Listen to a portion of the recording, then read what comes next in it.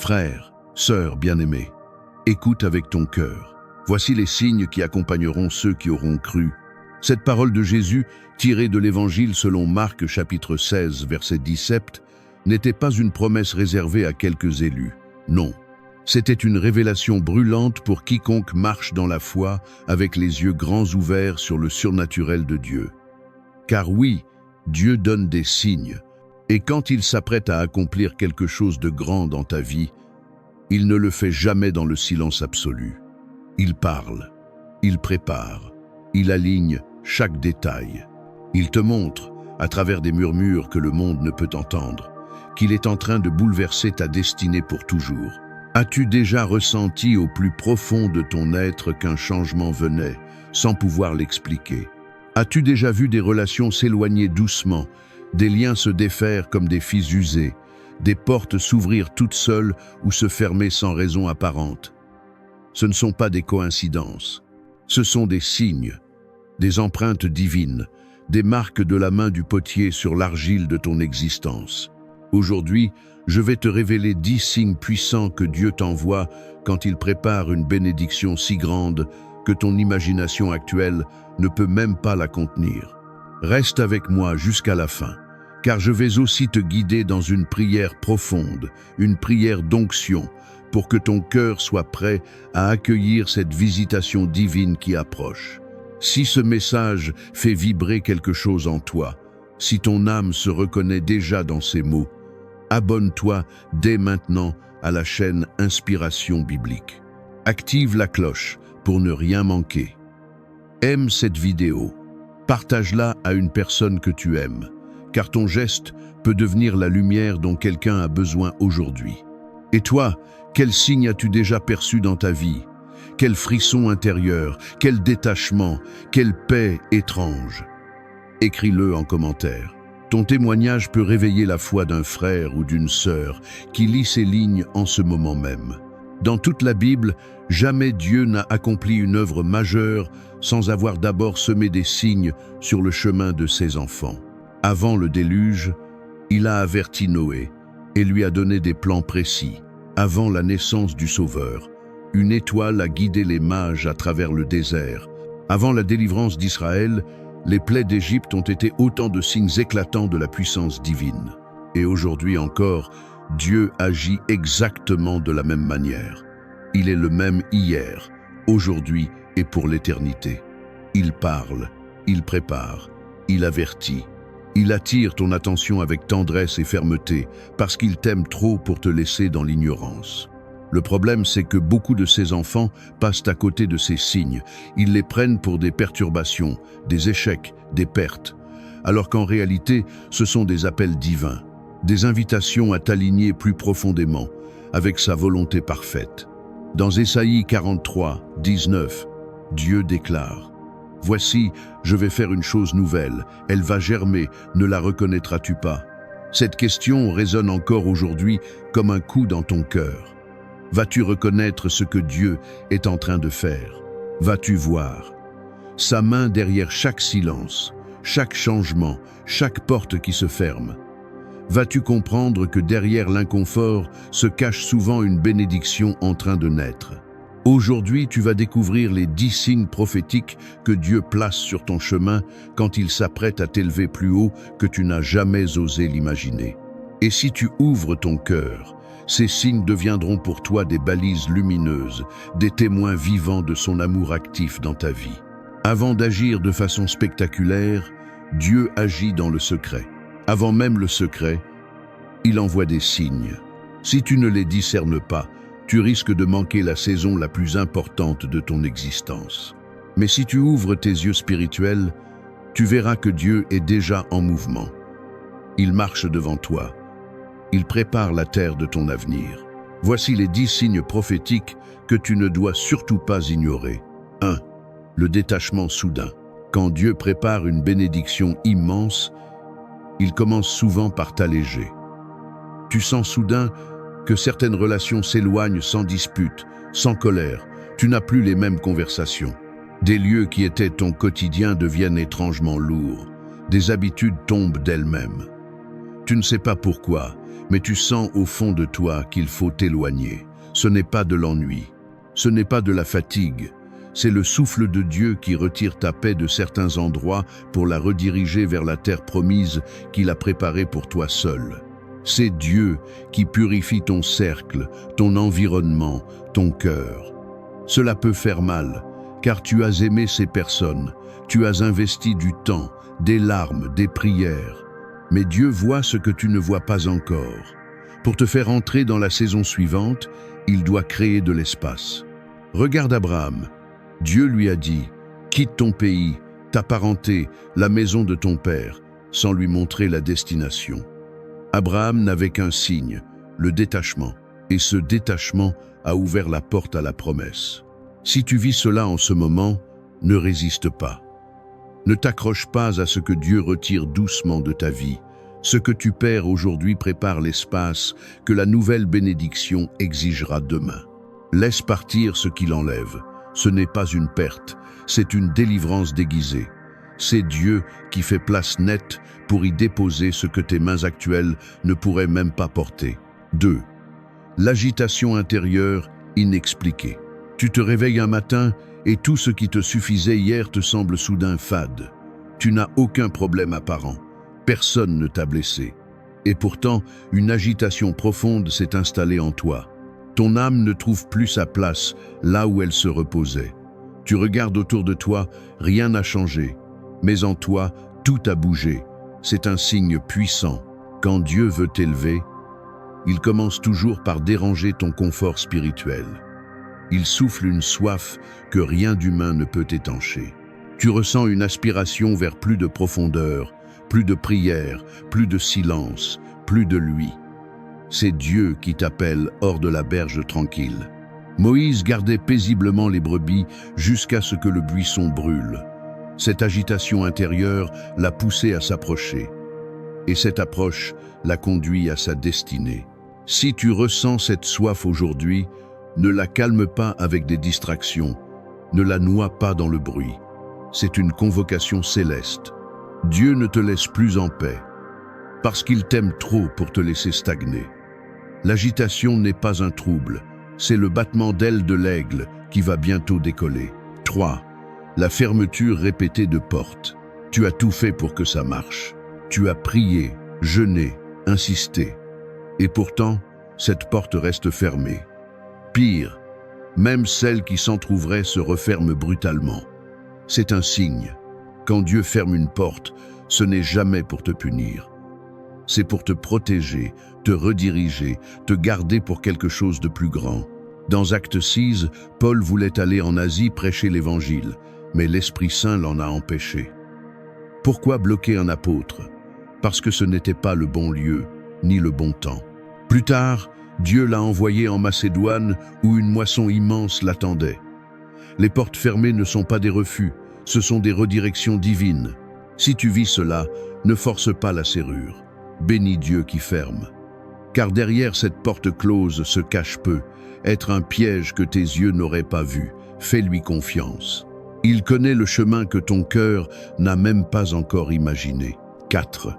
Une soif soudaine de prière, de solitude, de silence. Tout à coup, tu n'as plus envie de parler. Les discussions superficielles te pèsent. Tu cherches la solitude comme un trésor. Tu veux prier sans mots, juste être là, en silence, avec lui. C'est un signe que le Saint-Esprit t'attire dans le désert pour t'y façonner. Avant de commencer son ministère, Jésus a été conduit 40 jours dans le désert, pas pour être puni, pour être préparé. Cette soif que tu ressens n'est pas une déprime.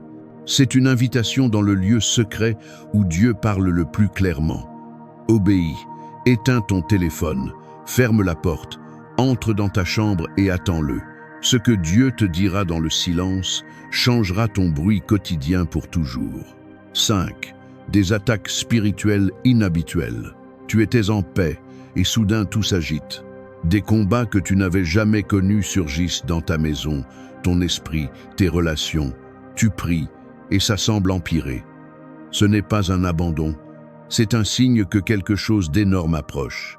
Avant que Job ne reçoive le double de tout ce qu'il avait perdu, l'ennemi l'a attaqué comme jamais. Pourquoi? Parce qu'une restauration surnaturelle était en route. L'ennemi n'attaque jamais aussi fort un terrain vide. Il sent que Dieu s'apprête à libérer une bénédiction trop grande pour être contenue dans ton état actuel. Tiens bon, loue au milieu de la tempête. Ces attaques ne signifient pas que Dieu t'a oublié. Elles signifient que l'enfer tremble parce que ta percée est proche. Si tu te reconnais déjà dans l'un de ces 5 premiers signes, arrête-toi une seconde. Pose la main sur ton cœur et dis « Seigneur, je vois ta main ». Puis viens écrire en commentaire le numéro du signe qui te parle le plus. Ton témoignage peut être la clé qui ouvre les yeux de quelqu'un d'autre. Et si tu veux recevoir chaque semaine cette onction, abonne-toi maintenant à Inspiration Biblique et active la cloche. 6. Une paix surnaturelle au milieu du chaos. Tout s'écroule autour de toi. Mais en toi, calme plat. Tu devrais être paniqué, mais une paix qui dépasse l'entendement te garde. C'est le Saint-Esprit qui te porte. Philippiens 4:7 parle de cette paix qui surpasse toute intelligence. Elle n'a pas de logique humaine. Elle est le sceau de Dieu sur ta vie. Je suis en contrôle. La bénédiction est déjà en route. Quand Jésus dormait dans la barque pendant la tempête, ce n'était pas de l'insouciance. C'était une paix divine qui disait « Rien ne peut couler ce que je tiens dans ma main ». Si tu vis cette paix aujourd'hui, sache-le. Le miracle est déjà en chemin. 7. Une faveur divine, sans explication. Soudain, des portes s'ouvrent sans que tu aies frappé. On te choisit alors que tu n'étais même pas candidat. On parle en ta faveur sans que tu aies demandé. C'est la faveur de Dieu qui tombe là où tu n'as rien semé. Ruth glanait dans un champ sans savoir qu'elle entrait dans sa destinée. Esther est devenue reine sans campagne. Joseph, esclave, est devenu premier ministre par pure faveur. Quand la faveur divine t'enveloppe, tu n'as pas besoin de forcer. Les autres sont convaincus par ce que Dieu fait rayonner à travers toi. Remercie-le. Ce n'est que le début. 8. Un sentiment d'urgence à obéir maintenant. Tu n'as pas toutes les réponses, mais tu sais au fond de toi qu'il faut bouger maintenant. Ton cœur bat plus fort quand tu penses à ce pas de foi. C'est Dieu qui te pousse doucement mais fermement. Noé a construit l'arche sans avoir vu la pluie. Abraham est parti sans savoir où il allait. Pierre a jeté le filet une dernière fois sur la seule parole de Jésus. L'obéissance immédiate est la langue que Dieu comprend le mieux. Si tu ressens cette urgence, réponds. Tu es à un tournant prophétique. 9. Des rêves récurrents ou prophétiques. Ton corps dort, mais ton esprit reste en éveil. Tu vois des scènes, des symboles, des visages. Tu te réveilles avec une impression profonde. Ces rêves reviennent. Ce ne sont pas des rêves ordinaires. Dieu parle dans la nuit quand le bruit du jour ne nous laisse plus entendre. Joseph a été averti en rêve de fuir en Égypte. Daniel interprétait les songes des rois. Joël 2:28 promet que dans les derniers temps, Dieu parlera par les rêves et les visions. Note tes rêves. Prie dessus. Dieu te parle peu. Être de ton avenir te donne une direction ou t'avertit d'un piège. 10. Un appel intérieur qui change de dimension. Tu vis toujours au même endroit, mais en toi tout est différent. Tu ne supportes plus les conversations vides. Tu sens que ta foi doit monter d'un cran. Tu es appelé non par les hommes, mais par une voix intérieure qui ne te lâche plus. C'est le signe le plus fort. Dieu veut te faire passer de la marche à l'envol. Pierre a quitté la barque parce que quelque chose en lui savait que c'était le moment. Si tu ressens cet appel, ne l'étouffe pas. Réponds de tout ton cœur. Dieu ne veut pas seulement te bénir. Il veut te transformer pour que tu puisses porter la bénédiction sans qu'elle t'écrase. Ces 10 signes ne viennent jamais seuls.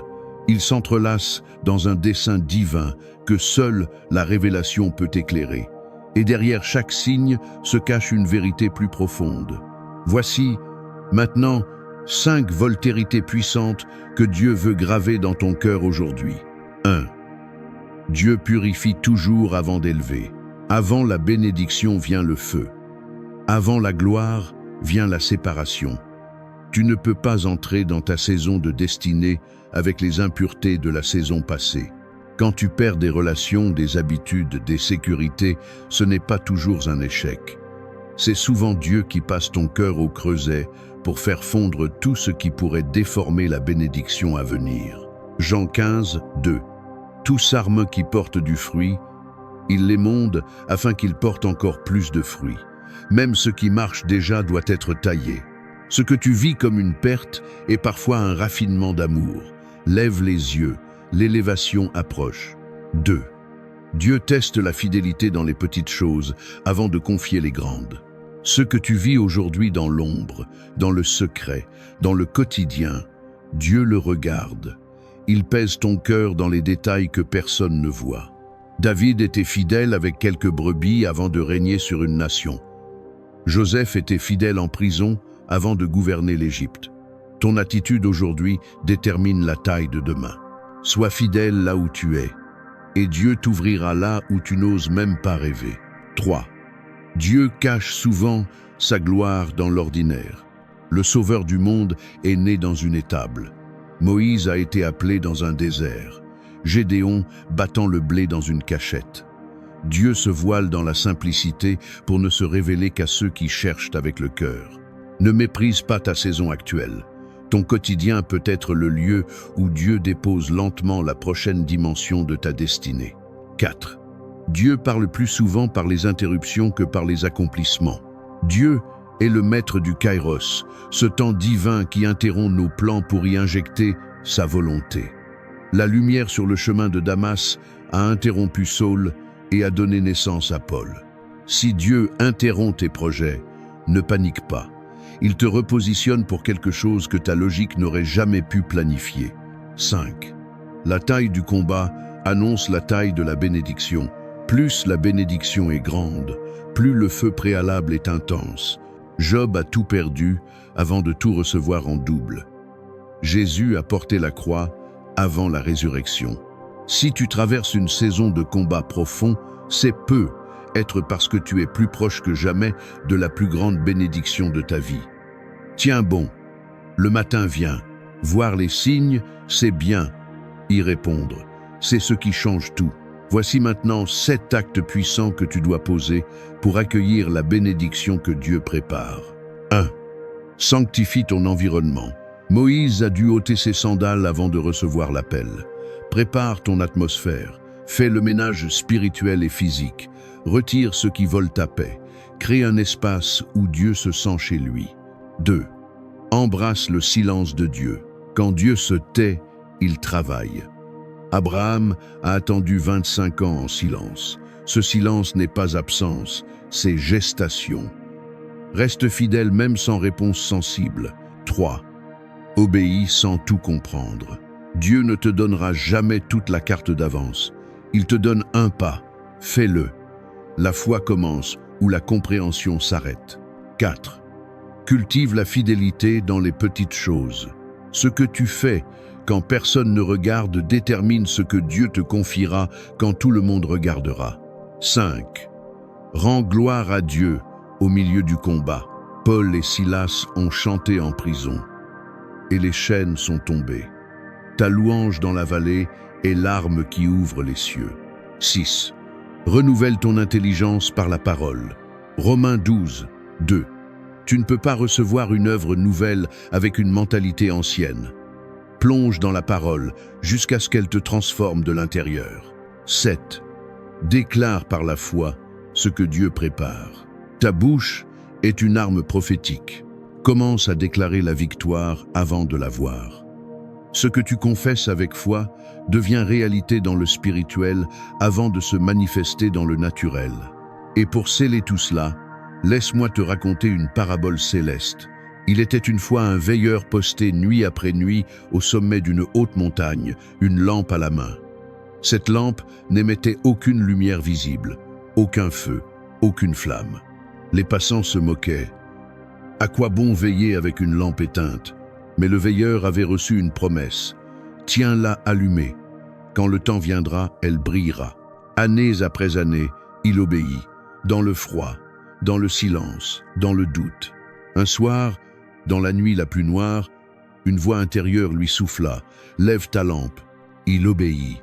et soudain la montagne s'illumina d'une lumière que seul un cœur éveillé pouvait voir. Une lumière pour l'âme, une paix profonde, une révélation éclatante.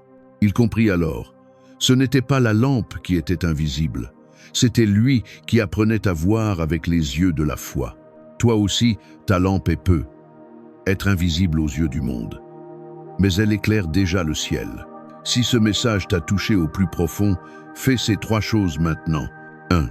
Abonne-toi à Inspiration Biblique et active la cloche. Tu as besoin de cette nourriture chaque semaine. 2. Aime et partage cette vidéo à quelqu'un qui traverse l'attente ou le feu. 3. Écris en commentaire « Seigneur, je reconnais tes signes, je suis prêt. » Et maintenant, inclinons nos cœurs pour la prière finale. Seigneur Jésus, toi qui vois dans le secret, toi qui prépares dans le silence, toi qui traces des chemins là où nous ne voyons que des murs. Aujourd'hui, je viens devant toi avec un cœur ouvert, brisé, mais plein d'espérance. Merci pour chaque signe que tu m'as envoyé. Merci pour chaque détachement, chaque silence, chaque porte fermée, chaque combat, chaque paix inexplicable. Je sais maintenant que c'était toi. Ouvre mes yeux spirituels. Donne-moi de te reconnaître dans l'ordinaire, dans l'inattendu, dans la douleur et dans la joie. Je te remets mon impatience, mes doutes, mes peurs. Je choisis de te faire confiance même quand je ne comprends pas. Saint-Esprit, remplis-moi de ta paix qui surpasse tout. Prépare mon cœur, mes mains, mon esprit à recevoir la bénédiction que tu as déjà préparée. Que je sois trouvé fidèle jusqu'au bout. Que ma vie devienne un témoignage vivant de ta gloire. Dans le nom puissant de Jésus-Christ, je prie et je crois. Amen. Frères, sœurs, la bénédiction arrive. Tiens bon, Dieu est déjà en mouvement et il ne t'oubliera jamais.